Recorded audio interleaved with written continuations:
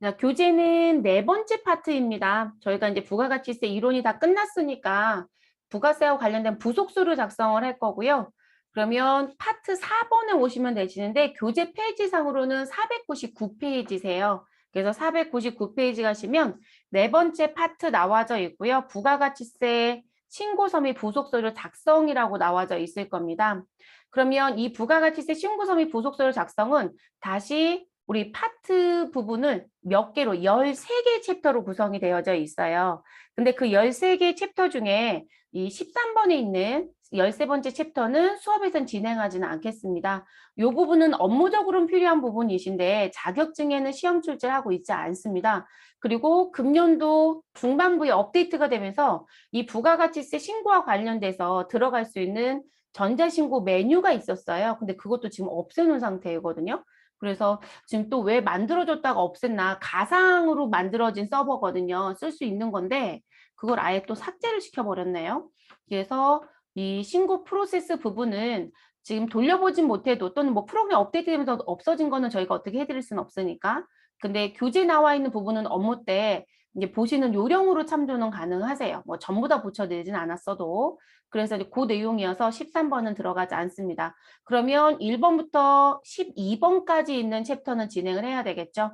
그리고 1번과 2번은 우리가 작성하는 문제로 직접적으로 출제하지는 않습니다. 요 1번과 2번은 우리가 앞에서 이론에서 공부했던 거 한 번 더 점검하는 부분으로만 가져가시면 되겠습니다. 그래서 이렇게 구성이 되어 있고요. 자, 저희는 지금 나와져 있는 요 부분의 내용을 기준으로 우리 501페이지를 펴주시고요. 501페이지에 나와져 있는 내용 들여다볼게요, 여러분. 자, 전산세무 2급 교재 501페이지에 가시면 우리가 첫 번째 챕터인 세금계산사학계표와 계산사학계표 내용이 나와져 있을 겁니다. 그럼 이제 그 내용에 대한 부분을 저희가 같이 한 번 더 정리를 좀 해볼게요, 여러분. 그러면 이 세금계산사학계표, 계산사학계표라고 해서 나와져 있는 이 부분은 그냥 의미만 갖고 가시면 되시고요. 그리고 우리가 서식을 볼 때 봐야 되는 요령만 이제 가지고 가시면 되세요.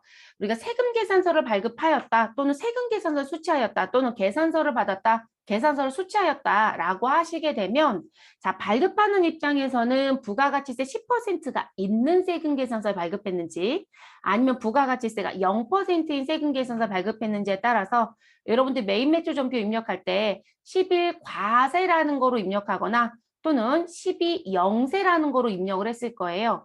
그러면 이 부분의 유형을 선택했다는 건 내가 매출과 관련된 전표입니다라는 얘기가 되겠죠. 그러면 우리 세금계산사학계표는 매출 처별 세금계산사학계표로 이게 집계가 되는 부분이에요.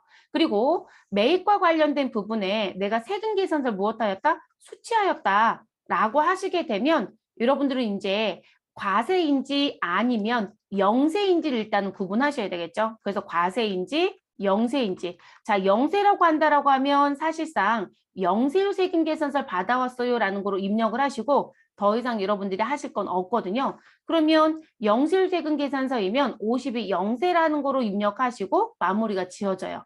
뭔가 다른 걸 더 이상 하지 않는다는 거예요. 근데 과세이다 라고 하시게 되면 그 부분은 사업자가 발행한 세금계산서인지 아니면 세관장이 발행한 세금계산서인지를 구분합니다. 그리고 사업자 세관장이라는 것도 구분하셔서 우린 두 개를 가지고 또 무슨 얘기를 한다? 공제가 가능한지 공제가 불가능한지. 그래서 공제가 가능하다라면 우린 50일 과세라는 것으로 55 수입이라는 거로 입력을 하겠죠.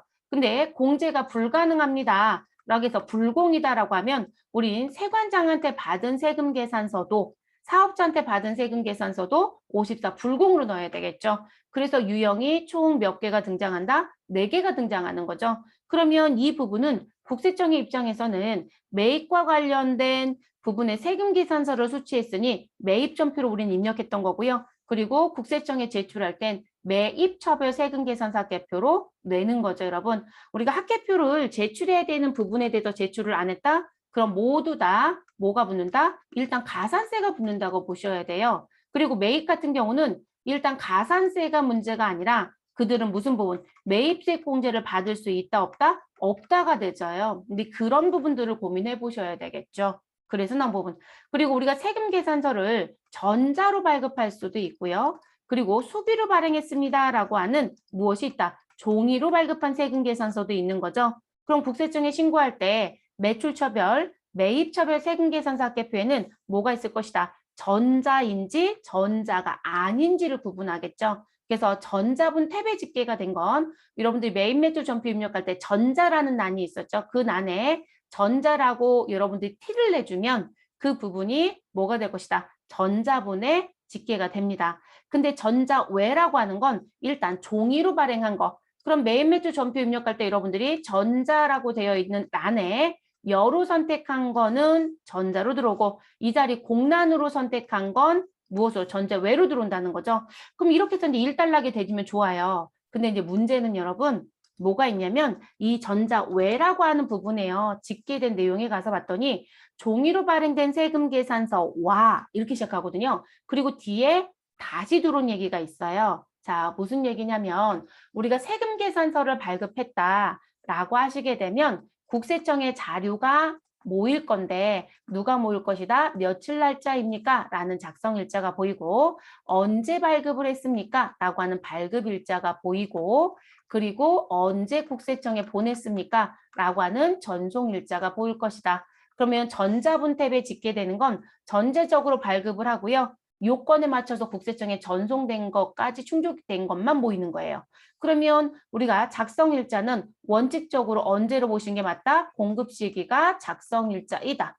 자, 그리고 발급일자는 공급 시기에 발급을 하는 게 원래 원칙이죠, 여러분. 그렇죠? 그런데 우리는 무슨 기준이 있더라? 다음 달 10일까지 발급해도 됩니다. 라는 규정이 있었죠, 여러분. 그래서 공급 시기가 속하는 달에 다음 달 10일까지 10일 이내 우리 무엇 할 수 있다? 발급할 수 있다. 라고 하는 기한이 있었습니다. 그리고 전송은 발급일 기준으로 가는 거죠. 그래서 발급일에 언제 다음 날까지 국세청에 전송되어야 되겠죠. 그럼 제가 윗줄에 써드린 건 정상적인 업무를 했다라는 관점이에요.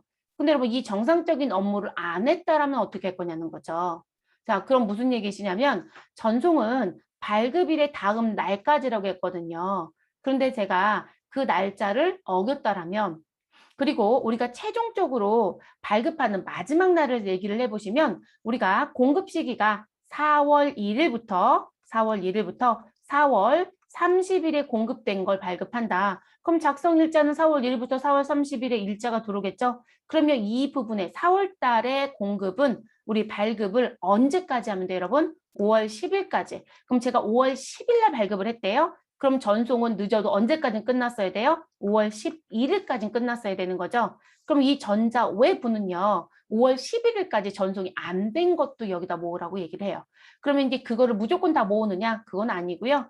이 지금 무슨 부분? 자, 전자적으로 발급은 했지만 그 개별 명세를 국세청에 전송하지 않았거나 자, 그러면 우린 전송을 아예 안 했대요. 그럼 뭐라고 얘기한다? 너 미전송 상태구나. 이렇게 얘기하는 거죠. 그러면 지금 전자문서는 맞지만 전송 안 한 거. 그럼 미전송에 대한 건 전자외라고 되어 있는 부분에 모여야 돼요. 그러니까 종이만 모이는 자리가 아니었다는 거예요. 그래서 미전송도 여기에 모여져야 있어야 되고요. 그리고 과세기간 종료일 다음 달 10일. 자, 그럼 과세기간 종료일이면 그럼 과세기간 종료일은 언제인 거 여러분? 우리 1기는 언제로 가시면 되시고 우리 지금 여기다 쓸까요? 1기는 6월 30일이죠. 자, 그리고 2기는 언제인가요? 12월 31일이죠. 자, 다음 달 12일이라고 했으니까 여러분 다음 달은 언제이다? 7월 11일. 자, 그리고 여긴 1월 11일. 자, 그런데 이 날짜가 넘어가서 우리가 5월 10일 날 발급하면 5월 11일이 마지막이라고 했죠, 여러분. 요것처럼요. 여기도 기준이 있는 거예요. 그래서 우리 무슨 부분 7월 11일부터 전송된 거 그리고 1월 12일부터 전송된 게 있다라면 이 부분은 어디에 전자외라는 부분에 무엇 해야 된다? 집계해야 된다. 이건 여러분 우리가 교육에서는 사실상 이거를 보여드리면 좋겠지만 기능키를 다 막아버려요. 그래서 보실 수는 없는데 실제 업무에 가시면 무슨 부분 아니 미전송은 어차피 여러분 전송이 안 됐잖아요. 그럼 전송이 안 된 거 그 전송은 하였으나 지금 이 기준에 넘어갔다는 얘기죠. 그러면 이 부분이 어디로 전자가 아니라 전자외로 들어야 되잖아요. 근데 발행은 전자로 했거든요. 그러면 여러분들은 전자라고 되어 있는 나는 여로 선택하거나 또는 우리 스마트 A면 전자 입력으로 선택을 하겠죠. 그리고 나서 그 부분 무슨 부분? 이거 미전송 상태야. 또는 지금 12일부터 전송됐어. 또는 1월 12일부터 전송된 거야. 라고 하는 이 10일 이후에 전송됐다. 라고 하는 걸 표시낼 수 있는 기능키가 숨겨져 있어요. 그거를 여러분들이 선택을 하면 그 자리가 빨간색 글씨로 바뀌거든요. 그래서 그런 부분이 있으시면 여러분들 일하러 가셨을 때 그런 건이 있으시면 무엇 하셔라? 반드시 선임한테 기능키 알려달라고 하셔서 체크하시고 지금 이 부분에 T를 내서 신고를 하셔야 됩니다. 그냥 전자 쪽에 묶어서 신고하시면 안 돼요. 그러니까 지금 여기에 갖고 있는 의미가 있어요. 우리가 회계 수업할 때는 이렇게까지는 안 했어요, 여러분. 제가 회계할 때는 그냥 여러분 전자와 종이를 구분하는 자리에요. 여기까지만 얘기했거든요. 근데 그 종이라고 했던 부분에 또 다른 의미가 있다는 거예요. 그래서 이게 미전송된 것도 그 자리에 집계를 해야 돼요. 전자로 발급은 했지만 전송되지 않은 미전송. 그리고 12일 이후 또 1월 우리 7월 10일 또는 1월 12일 이후에 전송된 부분도 같이 집계를 해야 된다. 그리고 메인 매출 전표 입력에 기능키가 숨겨져 있어요. 그래서 그거 확인하셔서 체크를 해서 내보내야 됩니다. 그럼 글씨가 빨갛게 바뀌어요. 이 자리 글씨가 빨갛게 바뀌거든요. 지금 세금계산기표가 빨갛다는 게 아니에요. 메인 매출 전표에 전자라는 자리가 글씨가 빨갛게 바뀌어요, 여러분. 그러니까 T를 내주는 게 있어요. 그걸 해줘야 여기에 들어와요. 그래서 지금 그 부분까지 같이 가져가는 부분입니다. 시험에서는 이거를 그닥 물어보지는 않아요, 여러분. 우리한테 뭐만 열심히 물어볼까요? 언제까지 전송해야 됩니까? 언제까지 발행해야 됩니까? 그거 어겨졌다면 무슨 가산세가 나옵니까? 이것만 계속 묻는 거죠. 근데 학계표 작성에도 영향을 받는 부분이에요. 그래서 말씀을 드리는 부분입니다. 그래서 갖고 가시라는 거고요. 자, 그리고 계산서 합계표. 자, 여러분 계산서 합계표도 앞에서 얘기한 거랑 똑같습니다. 달라질 건 없어요, 여러분. 다만 우리가 부가가치세 신고를 할 때 계산서 합계표도 같이 냅니다. 라고 하신다라면 우린 지금 현재 무슨 사업자이다? 과세사업자이다. 저희는 매입처별 계산서 합계표만 내는 게 아니고요. 매출처별 계산서 합계표도 냅니다. 라고 하면 그 회사는 무슨 사업자이다? 겸용사업자라고 보시면 되겠죠? 그래서 현재 겸용사업자이기 때문에 내고 있다. 이렇게 보시면 되시겠죠? 그래서 우리가 매출에 대한 부분 중에 면세 매출이 있고 계산서를 발급했다라면 13 면세로 여러분 입력했을 거고요. 계산서를 수취한 게 있다라면 53 면세로 우린 입력을 했겠죠, 여러분. 그래서 매출처별, 매입처별, 계산서표를 내라. 자, 계산서도 세금 계산서하고 동일하게 전자발급 의무가 현재 진행 중입니다. 법인은 무조건 의무이고요. 개인 사업자는 직전 연도 공급가액 또는 매출액 얼마? 우리 3억이 넘어간다라면 이상이라면 반드시 뭘 해야 된다? 전자발급을 해야 됩니다. 그래서 계산서와 세금 계산서의 전자문서로 발급하는 행위는 동일합니다. 법령 자체가. 그러면 여러분 여기도 똑같은 얘기가 되겠죠? 그렇죠. 그래서 여기도 전자분택과 전자 이외분이라고 한 탭의 의미는 동일하게 움직이는 부분입니다. 그리고 또 이 서류를 내는 분들 중에 저희는 매출 쪽에요. 계산서 쪽 매출은 없어요 라고 해요. 매출처별 계산서 합계표는 없다는 거죠. 근데 저희 이 서류를 꼭 내야 된다라고 하더라고요. 라고 봤더니 그냥 단순히 한 번의 매입이 있는 게 아니라 우린 의제 매입에 대한 공제를 받고 있다. 또는 우리 회사는 재활용 폐자원에 대한 공제를 받고 있다. 그럼 여러분 이들은 근거 서류가 나가야 될 거 아니에요? 근데 그 근거 서류가 뭐예요? 나는 사업자한테 계산서를 수취했다. 그리고 의지매입 공제를 받겠다. 그럼 매입처별 계산서 합계표는 근거 서류로 반드시 제출해야겠죠. 이 근거 서류가 제출이 되지 않으면 의제매입이나 재활용 폐자원 공제는 절대 받을 수 없어요, 여러분. 그러니까 그것도 생각을 해보셔야 되는 거예요. 내가 내는 취지가 있다라는 거죠. 그래서 그 부분도 알아두시고요. 자, 시험에는 내지 않지만 한 가지 단서 될게요, 여러분. 자, 우리가 부가가치세 신고를 안 한다라고 한다라면 그러면 지금 제가 부가세 신고를 안 한다라면 이 사람은 100% 무슨 사업자이다? 100% 면세 사업자이다. 이 얘기입니다. 그래서 면세가 100%인 사업자. 그럼 여러분 이분들은 사실상 계산서 합계표나 세금 계산서 합계표를 안 내느냐? 냅니다. 자, 그 부분은 반드시 늦어도 언제까지는 꼭 내야 된다. 자, 여러분 세금 계산서 합계표는 누구만 내면 될까요? 우리 매출이 아니라 매입처별이라는 게 있을 수 있죠. 그래서 매입처별 세금 계산서 우리 합계표를 반드시 제출을 해야 될 거고요. 여기 전자만 다 있으면 괜찮겠지만 종이가 있으면 꼭 내야 되기 때문에 우리는 꼭 기억을 해주시고, 그리고 우리 지금 현재 100% 면세 사업자면 사업자와 사업자 거래가 있으면 뭐가 있을 것이다? 우리는 매출에 대한 부분도 있겠죠. 그래서 매출, 처별도 있을 것이고, 그리고 또 뭐도 있을 것이다? 매입, 처별도 있겠죠, 여러분. 그러면 이 부분에 누가 있을 것이다? 계산서, 합계표가 있을 것이다. 자, 이 부분 반드시 제출합니다. 언제요? 다음 연도 익년 언제까지? 2월 10일까지 제출합니다. 자, 이거 미제출하시면 법인세나 소득세 신고 시 계산서와 관련된 세금 계산서와 관련된 합계표 가산세가 징수가 됩니다. 여러분들 자진신고 안 해도 국세청이 추징할 거예요.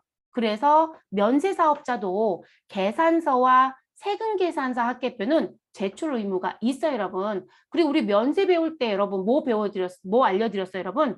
우리가 부가세 신고는 안 하지만 면세사업자는 협력 의무가 있다고 했잖아요. 그래서 뭐 내시라고요? 매입, 처별, 세금, 계산서, 합계표 제출을 해줘야 된다고 했잖아요. 근데 그거 위반하면 당연히 가산세가 적용이 되죠. 다만 부가가치세법상 가산세를 적용하는 게 아니라 어느 쪽에서 소득세나 법인세 쪽에서 가산세가 붙어버려요. 그래서 다음 연도 2월 10일까지 제출을 꼭 해야 된다는 거 잊어버리지 마세요. 네, 잊어버리지 마실 것.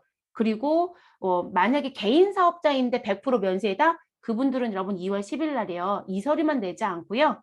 면세사업장 현황신고라는 게 있어요. 그걸 저희가 소득세 때 잠깐 한번 언급은 해드려요. 내야 되는 서류여서. 그래서 그 서류랑 같이 냅니다. 그래서 면세사업장 현황신고는 법인은 안 하는 신고거든요. 근데 개인은 2월 10일 날 하셔야 돼요.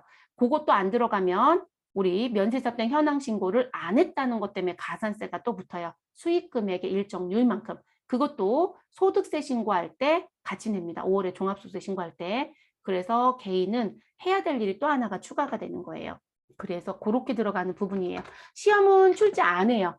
자, 현재 낸 건 있어요. 소득세법에 가면 면세사업장 현황신고 얘기를, 그게 원래 소득세법 조항이거든요. 부가세법 조항이 아니에요. 그래서 소득세법에서 면세사업장 현황신고를 해야 되는 사업자는 이렇게 물어본 적이 있어요. 그러면 100% 면세사업자만 그걸 하는 거거든요. 그걸 의미를 물어본 적은 있습니다. 그런데 우리한테 뭐 전산을 낸다거나 하는 건 사실 하지 않습니다. 그래서 이 부분은 한 번쯤은 설명을 드리고 가는 게 맞아서 말씀을 좀 드렸어요. 자, 이렇게 해서 세금계산서, 계산서 조금 마무리를 짓겠습니다, 여러분. 우리 두 번째 챕터로 넘어갈게요.